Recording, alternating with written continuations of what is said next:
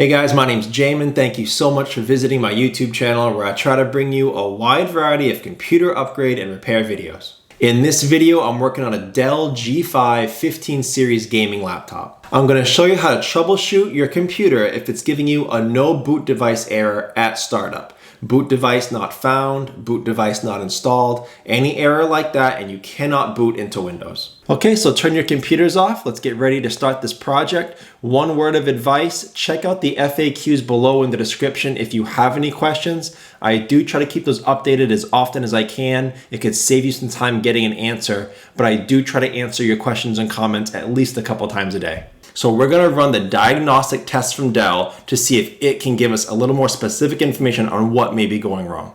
So to access the Dell diagnostic test, we're going to hit our power button and start tapping on F12 right away.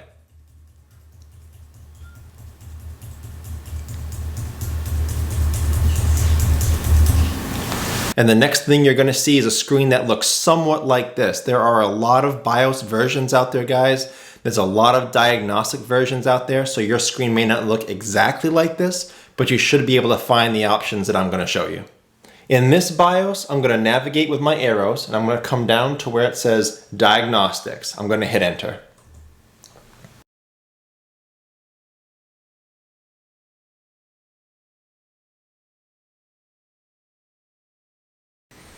Where color bar is displayed, I'm going to hit Yes.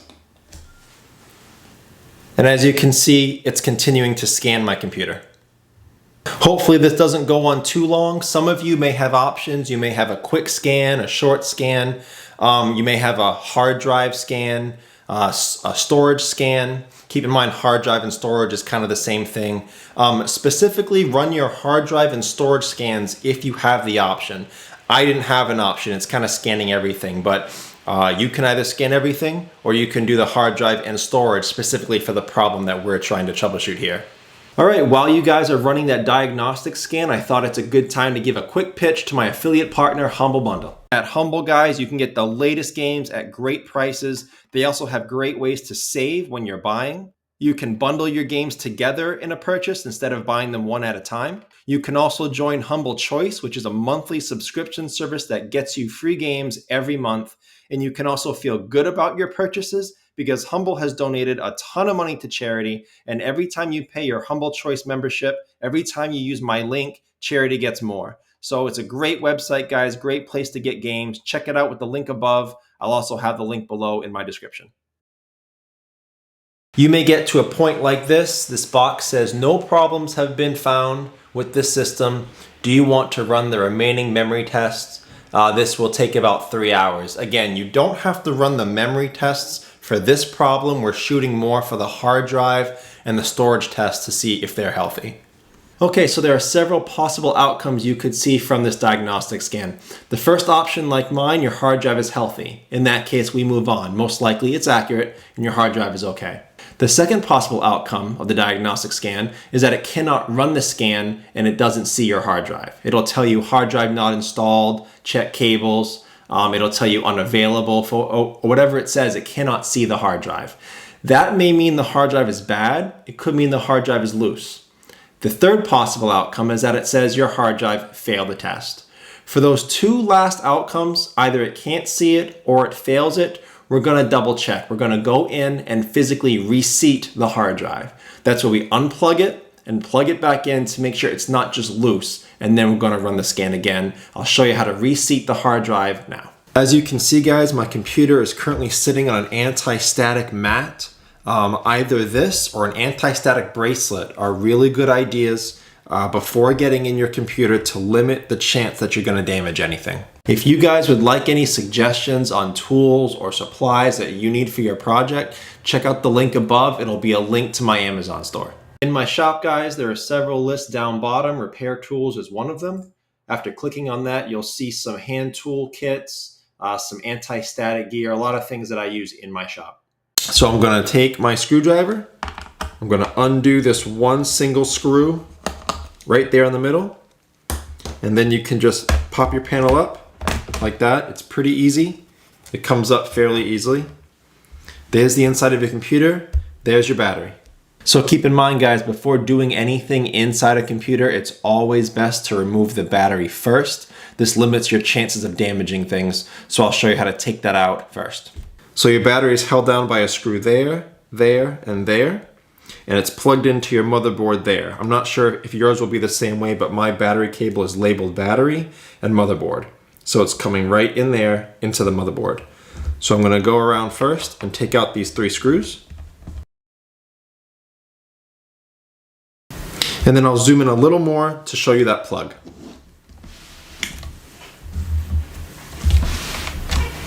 So this plug, it's a white plastic plug that attaches to the wires, and that plug goes into a brass port on the motherboard. So instead of pulling on the black wire portion, you can break plugs that way. I'm going to take a plastic pry tool, and I'm going to go on either side of the white plug and push it out a little at a time until I jimmy the whole thing out. It may be a little slower, but it's safer. There you go. So now it's out. And then your battery just comes right out like that. Okay, so here's your hard drive, or it'll be one of your solid state drives. And this is your solid state drive right there. So I'm going to zoom in and show you how to take these out right now. Okay, so this your hard drive is usually held into a computer this way with a hard drive caddy. It's a separate component that screws into your hard drive before screwing into the computer to keep the hard drive stable. It's got 2 screws on the bottom, 2 screws on the top, and your hard drive plugs into the motherboard here with this ribbon cable. So I'm going to unscrew these 4 screws first.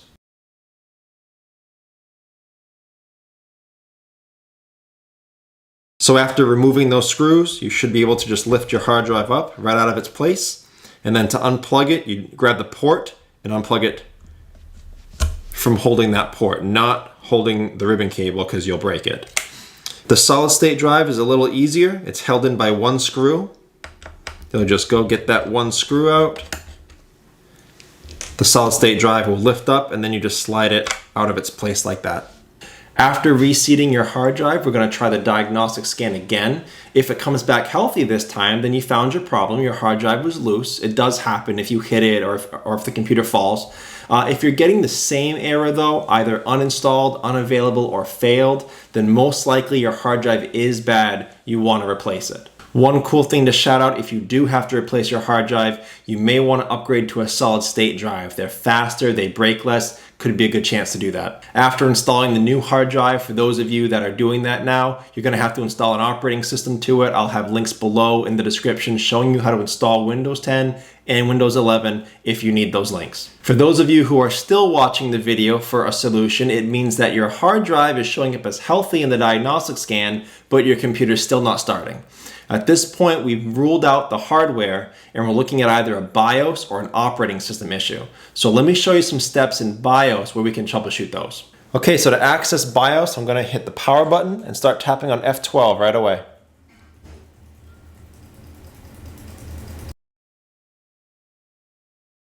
Some of you will still have the use of your mouse in BIOS or in certain sections of BIOS. Some of you will use your arrow keys or tab keys. So play around, find out how you can get around in BIOS. Me, I'm going to use my arrow keys right now. I'm going to go down to BIOS setup. And I'm going to hit enter. I'm then going to arrow down to the date and time settings. Believe it or not, guys, if your date and time settings in BIOS is wrong, it could stop BIOS from loading properly, which then could stop Windows from loading properly. So change the date and time so it's correct for you wherever you are, save and exit or apply, and then shut the computer down, reboot, see if that solves your problem. If this solves your problem, guys, and your computer restarts normally this time and every time after, it could have just been a one-time computer error in BIOS. They do happen. It may not be a big deal. If this solves your problem, but next time you go to start your computer, you notice the date and time is wrong again, and you have to do this every time to start your computer correctly, you may be looking at a bad CMOS battery. That's the computer component that's supposed to keep BIOS powered even when the computer turns off so that it can save its settings. If it's losing power and losing its date and time settings, you may have to replace your CMOS battery. Just to show you where that CMOS battery was, guys, earlier when we were in this computer, it's right up here above your hard drive and your solid state. It's this little round component that's wrapped in electrical tape plugged into the motherboard here. So to replace it, you would unplug this. This could be held on by double-sided tape. It should just rip off, and you would put the new one in there. If the date and time settings do not seem to be the problem and they're correct, then we'll move on and we'll keep troubleshooting. So I'm going to go down here under Support Assist System Resolution. You guys may see it in a different tab, but there I find Auto OS Recovery or Support Assistant OS Recovery. Try those to troubleshoot for your operating system.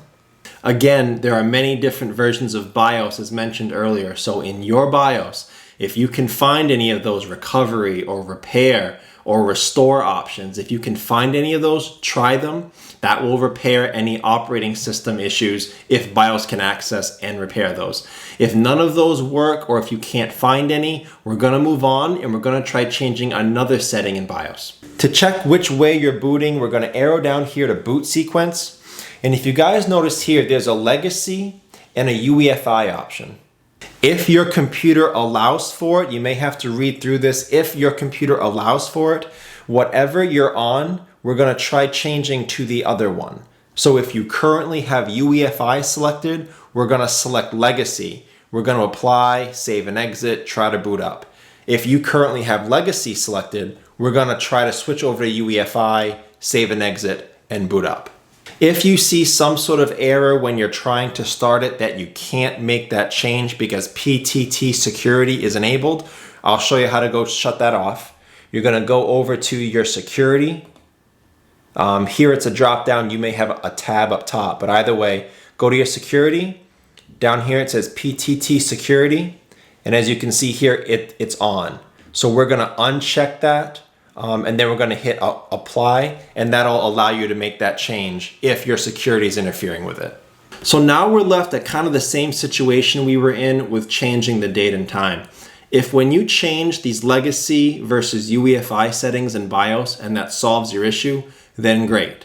Hopefully it stays that way and BIOS doesn't change that setting back next time you turn off your computer. If it does, same situation as date and time. If BIOS is losing settings, you may want to replace the CMOS battery. If changing the UEFI and legacy settings does not solve the problem, then we've kind of ruled everything out here other than operating system. We've looked at your hardware, we've reseated it, we've looked at a bunch of BIOS settings, and at this point we've even tried recovery, repair, or restore options in BIOS for your operating system. If we can't do it there, if we can't recover or repair your operating system from BIOS, at this point, I would try my last option, and that's reinstalling the operating system new. Again, there'll be links below in the description on how to install Windows 10 and Windows 11, assuming your hard drive is good because we already did the diagnostic scan on it. Once those installs go through, remember, after you install a new version of an operating system, you want to get all the updates processed so that it doesn't lag, it doesn't lack security or system updates. There'll be a video link below in the description as well, how to run all those updates. Thank you so much for watching, guys. I look forward to seeing you on my next video.